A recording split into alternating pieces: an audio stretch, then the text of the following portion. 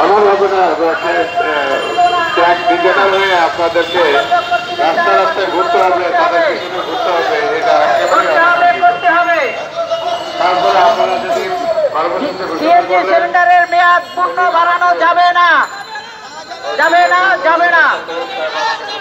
সংগ্রামী সাথী ভাইয়েরা, আমরা দেখতে পাচ্ছি চালকদের ঈদ বোনাস প্রদান, নো পার্কিং ও রেকারিং এর নামে পুলিশের চাঁদাবাজি বন্ধ এবং ঢাকা চট্টগ্রাম মহানগরী মেয়াদ উত্তীর্ণ প্রাইভেট সিএনজি অটোরিকশা সমূহ উচ্ছেদের দাবিতে জাতীয় প্রেস ক্লাবের সামনে শ্রমিক সমাবেশ এবং এই শ্রমিক সমাবেশটি করছে ঢাকা চট্টগ্রাম জেলা সিএনজি অটোরিকশা শ্রমিক ঐক্য পরিষদ।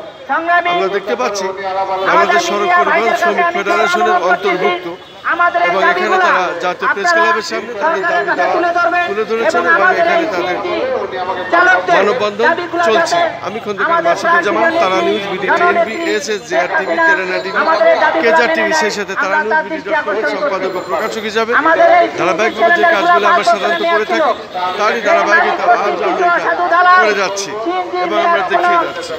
আমরা দেখতে পাচ্ছি এখনো তাদের মানববন্ধন শুরু হয়েছে এবং মানববন্ধনে তারা অগণিত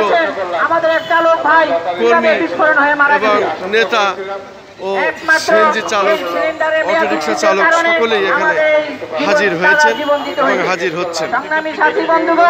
আমাদের এই দাবিগুলা পূরণ না হওয়া পর্যন্ত আমরা আন্দোলন করে ছাড়বো ইনশাল্লাহ। এবং আমাদের এই দাবিগুলো আগামীতে যদি মালিক কর্তৃপক্ষ মেনে নেয় আমরা কঠোর আন্দোলনে যাব এবং রাজপথে থাকবো।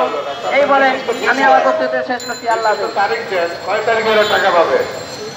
বন্ধুগণ, আমরা আজকের প্রতিবাদ সভা আমরা আনুষ্ঠানিক শুরু করতে যাচ্ছি।